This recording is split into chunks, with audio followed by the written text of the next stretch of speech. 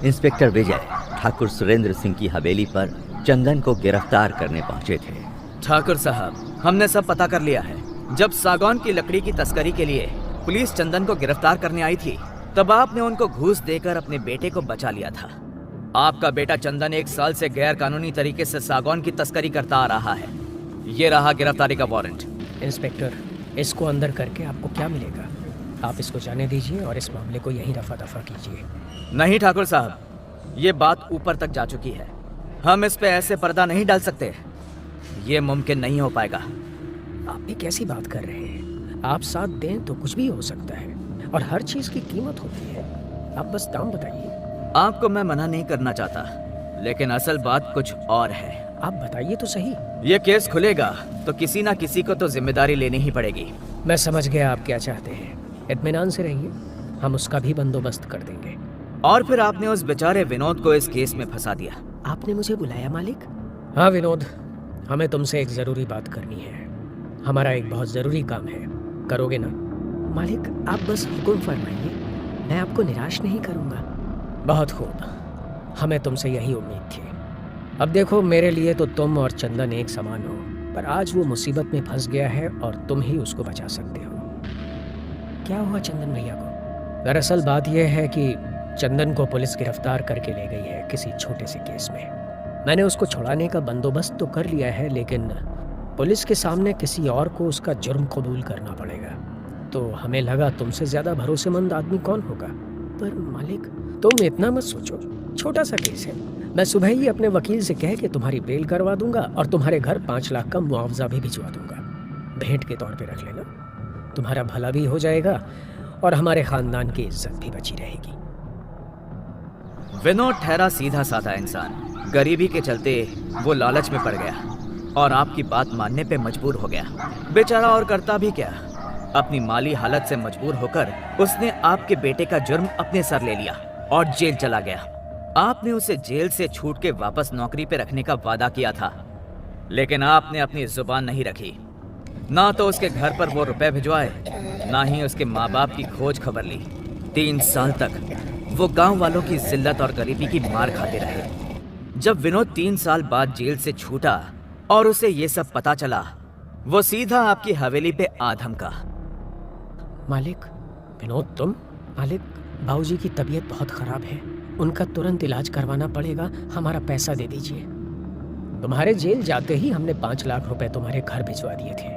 अब क्या तुम्हें और पैसों का लालच आ गया है? ये कैसी बात कर रहे हैं आप? मेरे घर कोई पैसे नहीं पहुंचे, घर की हालत बहुत खराब है। आप अभी के अभी मेरे मुआवजे की पूरी रकम दे दीजिए। तेरी ये हिम्मत, हमसे धोखाधड़ी करने की कोशिश करता है?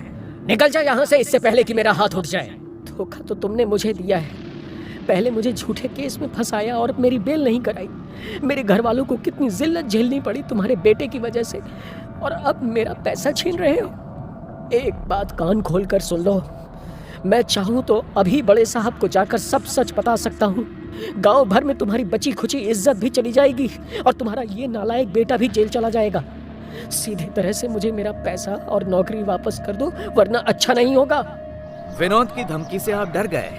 आपने उसे पैसे देकर वापस भेज तो दिया, लेकिन आपके दिमाग में डर बैठ गया कि अगर विनोद ने गांव में सच बता दिया तो आपकी झूठी शान मिट्टी में मिल जाएगी। इसलिए उसके जाने के बाद आपने चंदन से कहकर उसे रास्ते से हटा देने का बंदोबस्त कर दिया। उसी रात चंदन और आपके नौकर कल्लू ने मिलकर विनोद को जान से मार डाला। जब इतना सब जान ही लिया है तो ये भी सुन लीजिए। ये सच है कि मैंने विनोद पे जुर्म कबूलने को मजबूर किया था, जिससे कि मेरी खानदानी इज्जत बनी रहे। अब क्या करें, जब औलाद ही ऐसी निकले तो आदमी और क्या कर सकता है। अपनी खानदानी इज्जत को अपने बेटे की छोटी सी नादानी से कैसे बर्बाद होते देख सकता था।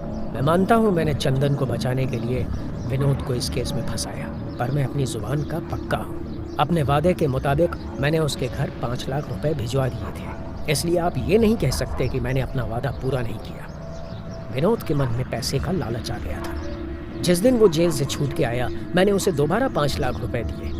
मैं इतना नीचे नहीं गिर सकता कि उसका खून करवा दूं। आपका ये इल्जाम सरासर गलत है। विनोद वो पैसे लेकर गायब हो गया। ठाकुर साहब, विनोद मर चुका है। ये रही फॉरेंसिक डीएनए रिपोर्ट, जो हमने उसके पिता और उसके कंकाल के डीएनए से मैच की है। वो कंकाल किसी और का नहीं बल्कि विनोद का ही है।